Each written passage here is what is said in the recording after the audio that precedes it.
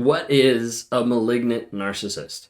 A lot of times people are asking this question and they want to know a little bit more in depth. So I normally don't touch on this, and I wanted to touch on it today and dive into it a little bit. So I brought some resources. So I've got this one that we're going to dive into right now, which is going to be The Narcissist in Your Life by Julie Call, to be able to start looking into what is malignant narcissism, what does it look like, and some attributes about it.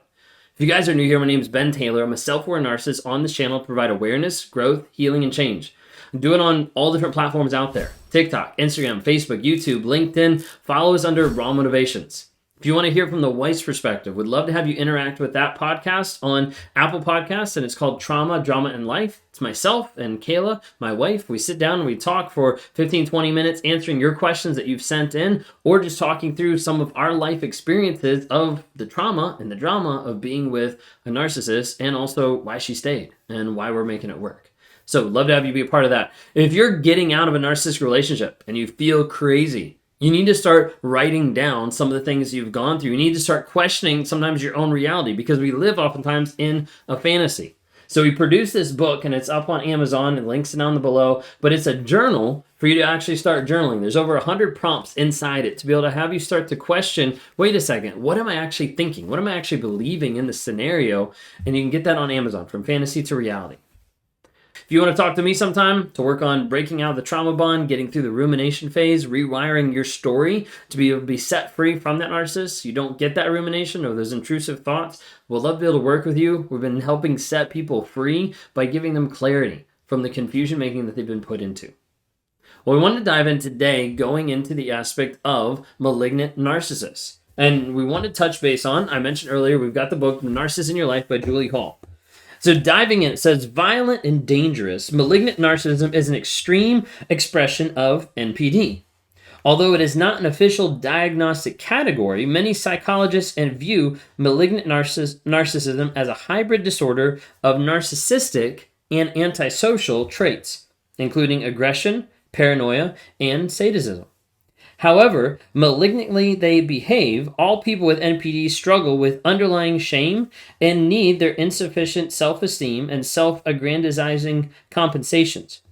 Non-malignant narcissists prefer to moderate their self-esteem without being openly combative and resort to an attack as a secondary strategy when they feel threatened, diminished, or disillusioned. Malignant narcissists, on the other hand, meet their needs primarily through exploitation and dominance, which may include emotional, psychological, physical, and or sexual violation. I highlighted that a little bit there because I wanted to show you that it's not a diagnostic thing, and it's really hard to be able to say, this is in this category, this is in this category. It's kind of all over the place a little bit. But the idea is hey, with a malignant, they're going to primarily use these ways. With a non-malignant narcissist, they might prefer to use other ways. So they can still kind of intermingle, intermesh, go back and forth a little bit. There's not a hard, fast criteria of this is malignant, this is not. So just to give you an idea. Malignant narcissists are more commonly exhibitionists, but are sometimes closet. Exhibitionist malignant narcissists constantly assess social hierarchies and demand absolute control.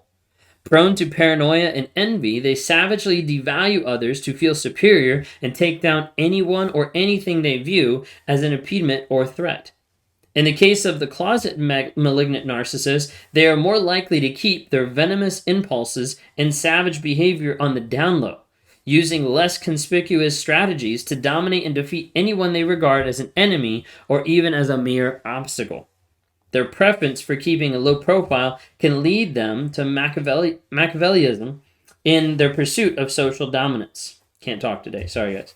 Malignant narcissists often have sadistic inclinations, but are not necessarily full-blown sadists. Although malignant narcissists may enjoy willfully inflicting suffering or humiliation on others, their primary motivation, as is the case with all people who suffer with NPD, is to drive away deep-seated feelings of defectiveness.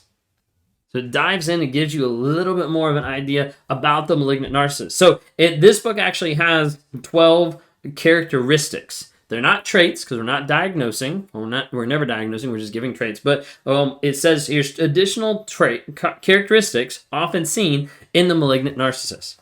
Number one, routinely ridicules and humiliates others in games of one-upmanship. How many times have you seen something where it's like, oh yeah, well, you did that, well, I did this.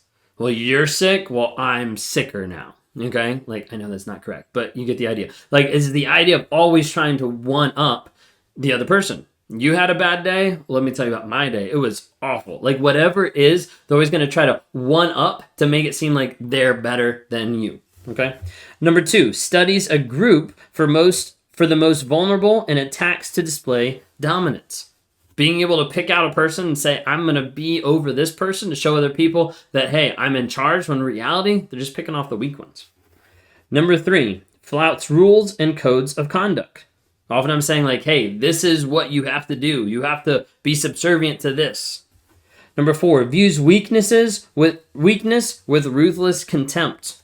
A lot of times narcissists think like vulnerability is weakness anyways. So a lot of times they'll go after people of like, oh, like you're weak. Let me attack you. Let me cut you down. Let me show that you're actually weak and I'm a good person. That kind of an idea. Number 5, isolates others from social support. A lot of times you see this with all narcissists, so I don't know why it's exactly this characteristic, but a lot of narcissists will isolate you from other people. Now, side note, narcissists typically don't say, no, you can't do that. Okay, they normally come alongside and they make a big issue about the holiday, about the hanging out with friends, with family, whatever it is, and they make it feel and seem like you're inconveniencing and you're hurting them because they're putting their emotions on you and you have to deal with how they're emotionally handling you abandoning them by going to be with friends and family or hang out. Okay, so a lot of times they're not saying, no, you can't do this, but they're manipulating the situation so you know if you go do this, there will be consequences that will make your life feel awful. Number 6, engages in impulsive and calculated destruction. And so sometimes it's just like, boom, destruction. And sometimes it's, let me plan this out because of X, Y, and Z. You get a lot of that frame coming in with antisocial. Number 7, violates personal boundaries, social norms, and taboos. Number 8, uses coercion and punishment to overpower others, doing whatever they can to make sure that they have the upper hand in different scenarios, situations, and relationships. Number 9, intimidates with threats, interrogation, and terror. Oftentimes using different threatening aspects, so like blackmail aspects of emotional manipulation, physical manipulation, whatever it might be of like, oh, I'm going to do this. It could even be like, I'm going to leave the relationship. I know that sounds a little bit more borderline, but like that's more of the idea of what's happening there too. Number 10, enjoys making others suffer. Again, more the antisocial coming into play there of wanting to make other people suffer.